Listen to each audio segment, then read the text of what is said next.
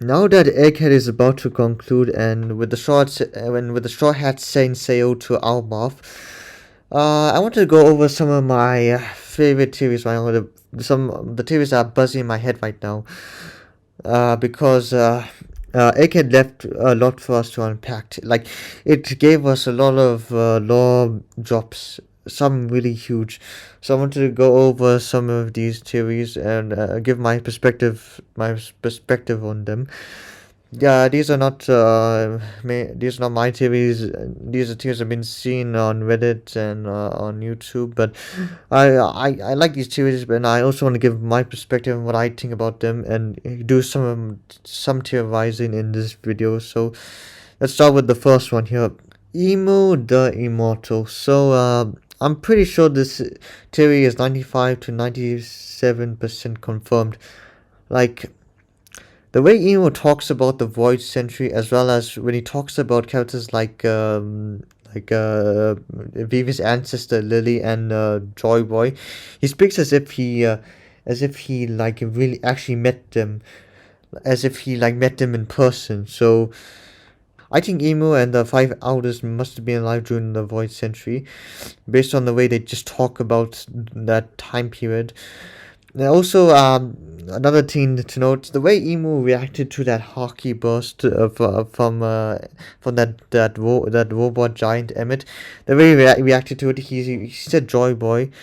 He mentioned Joy Boy when he felt the blast. So like, I think he must have experienced that blast when he may have battled Joy Boy during the Void Century. So yeah, pretty sure this series like 95 to 97% confirmed, and I think this series also ties back into the perpetual youth surgery. So I think this all also links back to Law and the Opera Opera no Mi. People have also been theorizing that the way that Emo and the Five Elders have remained alive for all this long is because of the Opi Opi no Mi and the immortality surgery. And so this could help bring Law back into the story. Even though he was defeated by Blackbeard, I think he still has a place in the story because I don't think Law is going to give up his life, but I think Emu and Emu may try to hunt him down later down the line because he has the Opi Opi no Mi. But anyway, long story. I can get into Law in another video, but long story short, I think that Emu was alive during the Void Century. He's like probably 800 years old right now. And this is not just wild speculation. Even the characters in One Piece went full YouTuber mode and started speculating and start speculating if Emo really is immortal. Like even Kov freaking brought it up during his meeting with Dragon and Sabo. There was a Emo of the Nirvana family, and he may have been alive for hundreds of years now. But time will tell if this theory is true. What the D initial truly stands for. So I think we all have a somewhat of idea what the D initial stands for, or I think we do. But also this idea that I've seen from the Grand Line review. The video of about this will be in the description. So anyway, in that video, he brought up the idea: what if the D initial is just like the X symbol that the straw hat had? What if it has the same meaning as that? Okay, like I want to talk more about this, but okay, so the X symbol was supposed to, mark, the X symbol for the straw hat was supposed to mark which one was the real and which one was the fake, because in order to in order to sniff out if Bond Clay was among them. So but it also, at the end of the arc, it takes on a completely different meaning. The X symbol, it represents the bond and the friendship between the Straw Hats and Vivi. What if the D initial takes on the same idea? So when Nefertari lady sided with the world government, she had to hide the truth that she was actually allies with Joy Boy and the and the what do you call that, and that kingdom, that ancient kingdom that was gone. She was actually on their side, but she had to hide the fact. So they it's speculated that the D initial is meant to represent her friendship and a bond with Joy Boy and her connection to Joy Boy, and also the D clan members, who, and how their place in the story. So it's also speculated that, and what I think is also true, is that the D clan members, they are the descendants of the original members of Joy Boy's crew, the first pirate crew in the world. Uh, so they were the descendants of the first members of of Joy Boy's crew. You had a monkey, you had a Trafalgar, you had a Zebek, um, and you had a Marshall.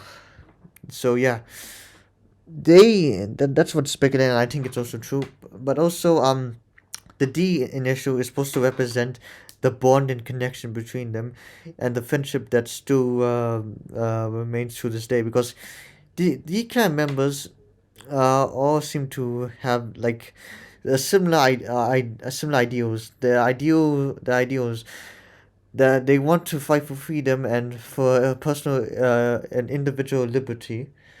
And we see this through Law, Luffy, and Dragon, and even Vivi. But there are some declan members that do fight for freedom, but for the chaotic freedom, the freedom that only benefits them and no one else.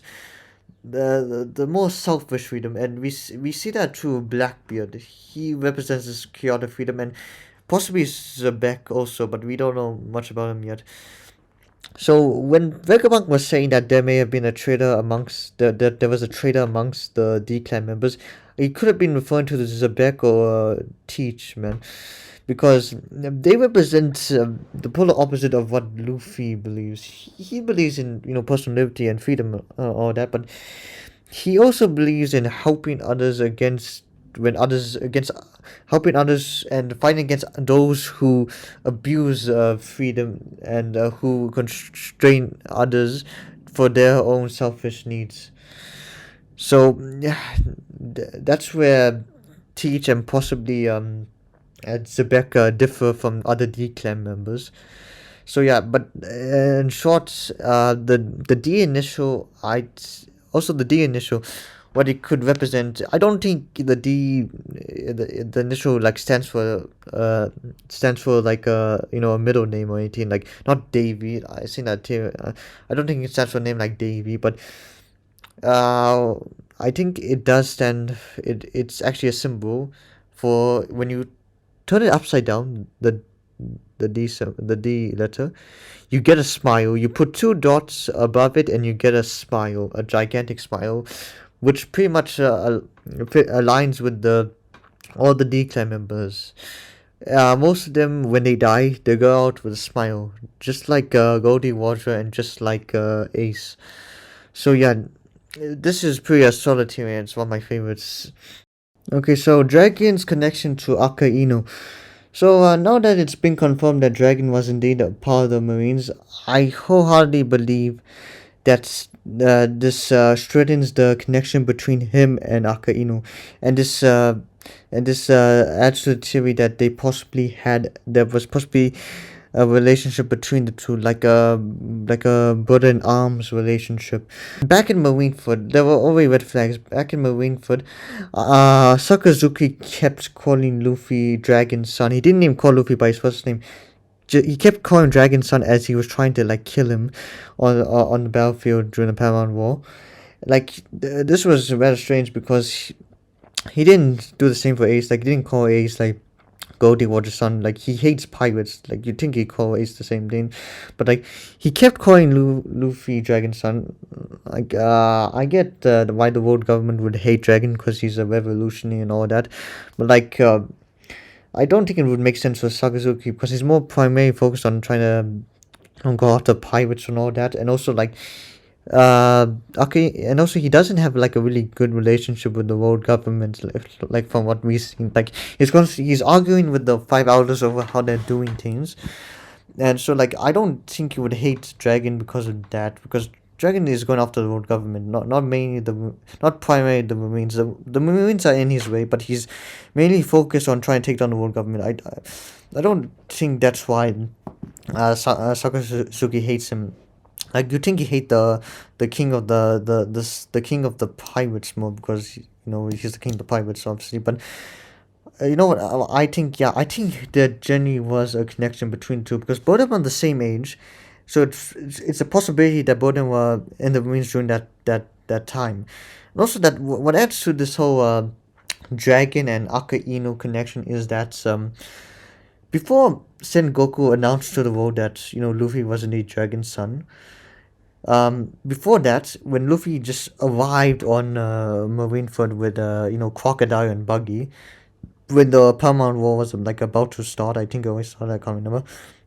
So when the war was about to start, Akino saw him and he mentioned that Luffy was the son of the revolutionary dragon. So like he already knew that Luffy was the son of dragon before it was announced to the world, which I find curious and I think adds to this theory. Because like only a few Marines know about Luffy's family history. Like Kuzan knew about Luffy because God constantly kept talking about Luffy to Kuzan, and also because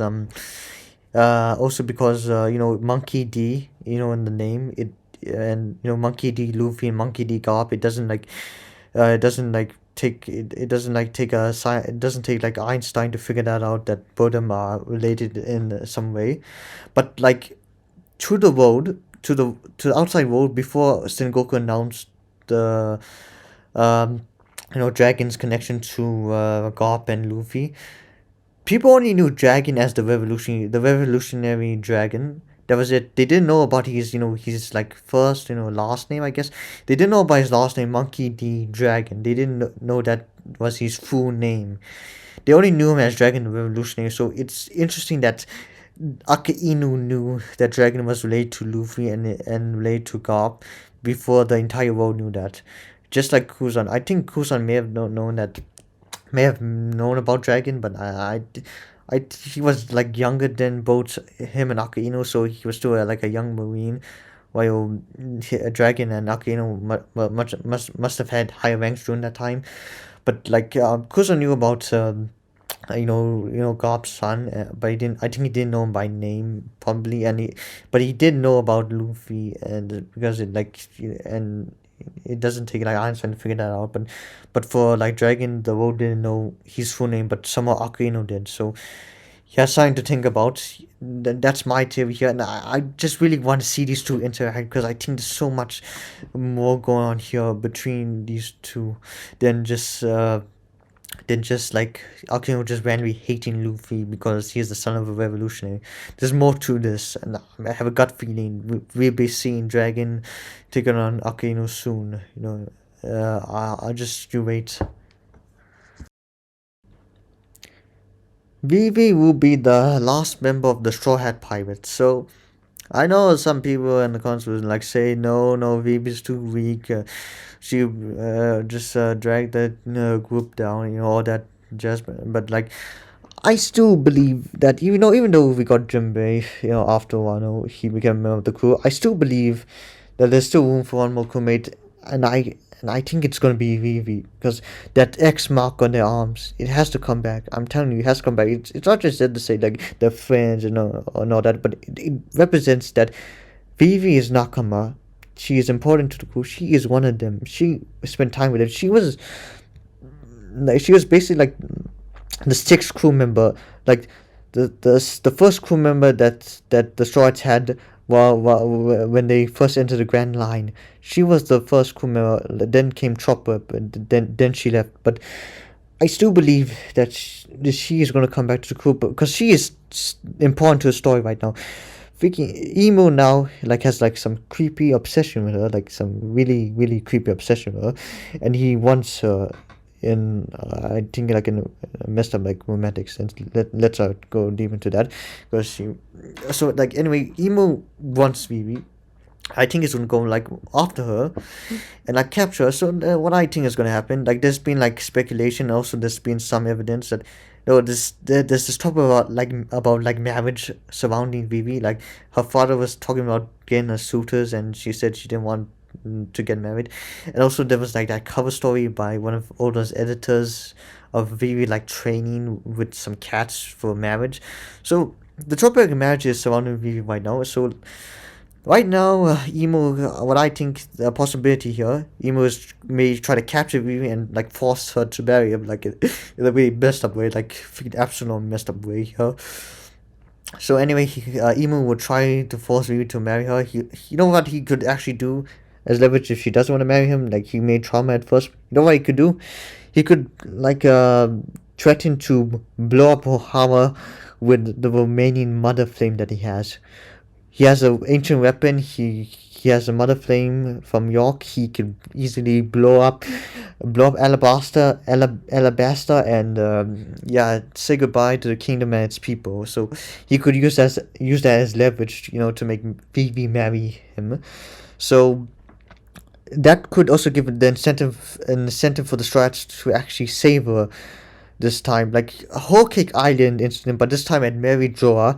We come back there, we mess up Mary Joa again. We tell the celestial dragons to f themselves, and yeah, we crash another wedding, just like whole cake island, but on a grander scale maybe. But okay, so then that's a possibility that could happen. Then that's what people have been speculating, and that's what I actually think may happen.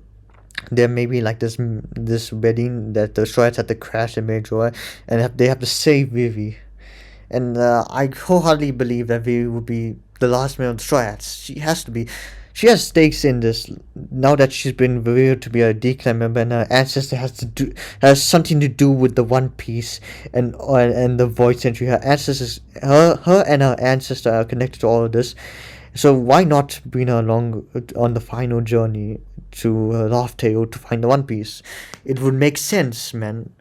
And before there was Carrot, and before there was Yamato, there was Vivi. And for me, she's one of my favorite One Piece characters. And I, I just really, I really wish that X Mark comes back, and it ties up neatly in a nice bow when she reunites with the crew. Just one more time, and they're gonna venture for just one more time. That's what I really want to see.